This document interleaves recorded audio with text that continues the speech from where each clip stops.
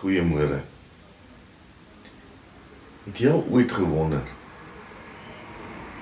of die Here regtig by ons is? Ons gaan lees uit Eksodus 17 van vers 1 tot 7. Maar voordat ons lees, kom ons bid saam. Here, baie dankie vir die voorreg wat ons het om hier by mekaar te wees vanoggend. Dankie vir 'n verkiesing wat verby is en ons vra U om ons op hierdie nuwe pad te lei. Ook 'n baie onseker pad. Baie dankie vir die voorreg wat ons het om te kon stem. Baie dankie ook vir U genade en dat U sorg. Ons bid vir hulle wat siek is, hulle wat swaar kry. Ons gaan nou U woord oopmaak en wil U met ons hart uitpraat. Amen. Ons lees uit Eksodus 17 vanaf vers 1 tot 7. Nou, hierdie gedeelte is na die uittog uit Egipte en toe het hulle deur die Rooi See getrek. Hulle het by Mara die water gekry wat bitter is, wat soet geword het. Toe kom die manna, die kos uit die hemel en nou kom die water uit die rots. Nadat die hele volk Israel uit die Sinwoestyn vertrek het, het hulle op bevel van die Here van plek tot plek gegaan, totdat hulle by Refidim kamp opgeslaan het. Maar daar was geen water vir die volk om te drink nie. Toe het die volk met Moses rusie gemaak en gesê, gee jy vir ons water om te drink? En Moses antwoord hulle, waarom maak julle rusie met my? Waarom stel jy geduld van die Here op die proef? Maar die volk was dors en het vir Moses verwyd. Waarom het jy ons uit Egipte laat optrek, om ons en ons kinders en ons vee van dors te laat omkom? Daarna het Moses tot die Here geroep, wat moet ek met hierdie volk aanvang? Net nou gooi hulle my met klippe dood. Toe sê die Here vir Moses, loop voor die volk verby en neem van die leiers van Israel saam, vat ook die kierie waarmee op die Nyl so water geslaan het en stap vooruit. Ek sal daar reg voor jou op die rots by Horeb staan, dan moet jy teen die rots slaan, en daar sal water uitloop vir die volk om te drink. Moses het toe gedoen voor die oë van die leiers van Israel. Hy het die plek Massa en Meribah genoem, omdat die Israeliete daar met Moses rusie gemaak het, en ook omdat hulle die geduld van die Here op die proef gestel het, toe hulle gesê het, is die Here by ons, of nie? Ons kan ons baie maklik met die Israeliete eintlik identifiseer vanoggend. Hulle was in 'n situasie van lewe en dood. Dink maar mooi daaraan. Hoe voel dit om dors te wees? En as jy in 'n situasie van lewe en dood is, en ek dink baie van ons het dit al beleef, dan is die vraag, is die Here met ons of nie? Nie net 'n besprekingsvraag of 'n filosofiese vraag nie, weet jy? Dit is 'n lewenskreet. Ek wil ook begin deur te sê, ons moet nie hard wees op die Israeliete hier nie. Mense dink so maklik, tipies Israeliete. Die oomblik as dinge begin skeefloop, is hulle ontevrede, kla hulle en dan wil hulle terug na die kospotte toe in Egipte. Maar dink jouself bietjie in Israel se situasie.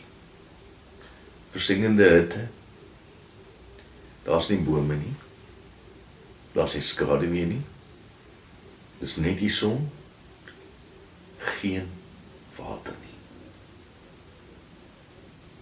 En die eerste is, daar's nie water vir hulle kinders of vir hulle diere nie. Kinders huil, ons is dors. Diere bulk en blaar. Ons is dors. En Israel het nie uit vrye keuse in hierdie situasie bevind nie. Nee.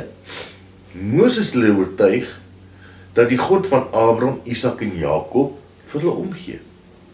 En dat hierdie God vir hulle 'n nuwe toekoms gaan gee. En nou ontbreek hulle aan die mees basiese behoefte, water. In Egipte was daar die Nylrivier. Daar was altyd water. Hier's niks. Dit is nie gewoon daaraan nie. En nou saam met hulle ontevredenheid vra hulle dan die vraag: waar is die Here? Ons kan ons baie goed met die situasie identifiseer. Ons kom baie keer by die punt van moedeloosheid verby. Daar die punt van magteloosheid. Die punt waar ons onsself ook by Refidim bevind. Waar ons vra, waar is die Here? Is die Here by ons? Of nie? Selfs al is dit net in jou gedagtes. En dis omstandighede wat ons by so 'n punt bring. En ons kan maklik vra, waar was die Here in die afgelope 30 jaar? Het ons dalk die Here weggegooi? Die Here om onsself van ons onttrek? En dan is daar situasies soos siekte, pyn, agteruitgang van gesondheid, toekomsloosheid, depressie, familieaangeleenthede soos 'n ongelukkige huwelik, 'n egskeiding, 'n kind wat probleme gee, die verlies van 'n lewensmaat, gebrek aan finansies. Dan vra ons, waar is die Here? Is die Here nog eenmaal saam met ons? Nou, die skrifverklaarders wys daarop dat die woord wat hier in Eksodus 17 gebruik word om Israel se ontevredenheid teenoor Moses en indirek eintlik teen God uit te spreek. Nie die gewone woord vir murmureer is nie. Die woord wat hier gebruik word, dui op 'n regsgeding. Dit dui dat die volk vir Moses en die Here eintlik nou nie beskuldige bankplaas en sê, nou wat nou? Ons kla julle aan, julle het ons tot hier gebring, nou wat nou? Dieselfde woord wat in klaagliedere en klaagpsalms gebruik word. Mens kan sê dat die volk vat God aan op grond van sy beloftes. Het jy al met vrae voor die Here gestaan? Omdat jy dood eenvoudig nie verstaan wat met jou aan die gebeur is nie. Onthou, die Israeliete nie 'n klou gehad wat aangaan nou nie. Hulle het God vertrou. Hy het hulle deur die Rooi See gelei. Hy het vir hulle kos gegee, né? Nou is die water. Waar is die water? Dit gaan baie keer goed en ewe skielik.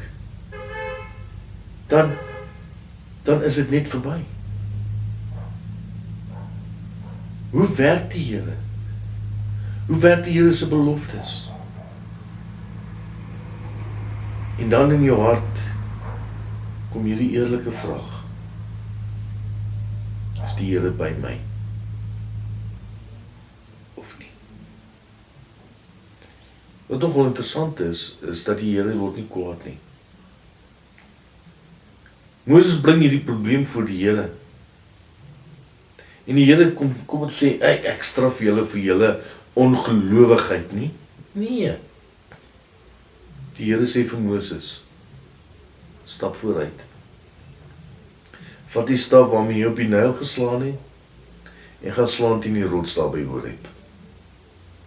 Horeb, 'n ander naam vir die berg Sinai.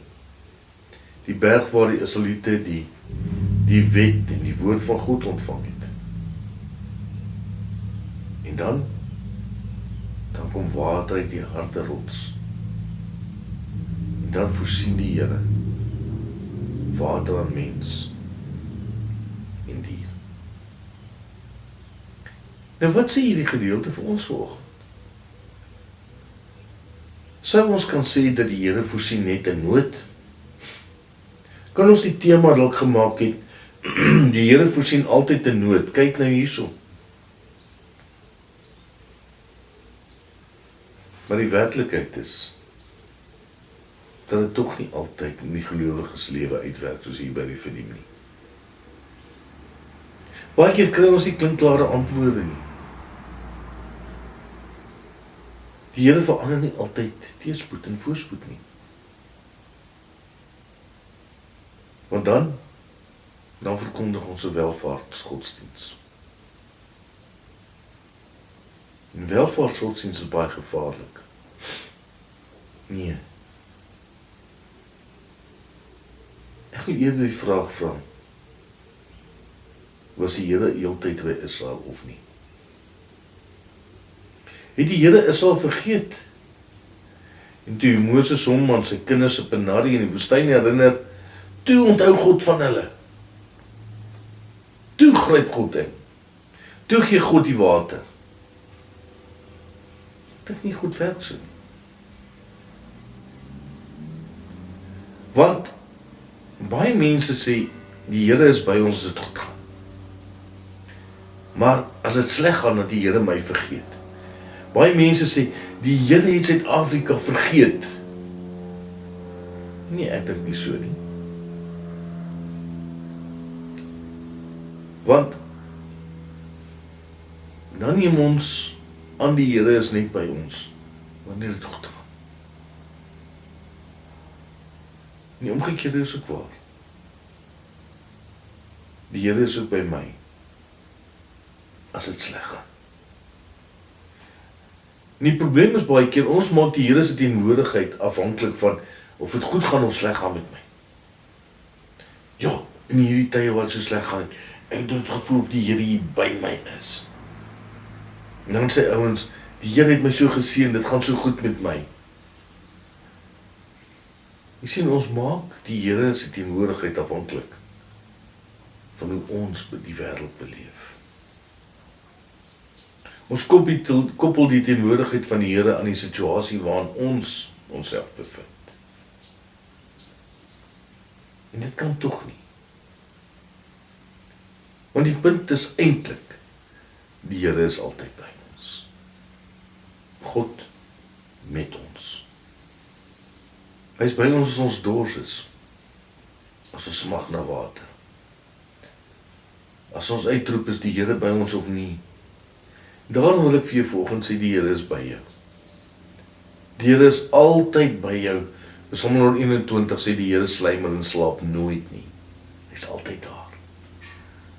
Hy is ook by moeilike tye, wanneer jy by Refidim staan. Matteus 28:20 sê, en onthou ek is by julle al die dae, tot die volleinding van die wêreld. Ek sluit af.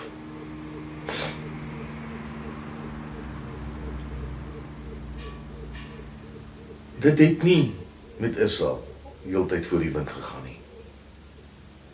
Israel sou weer in situasies kom, waar hulle gewonder het, waar is God?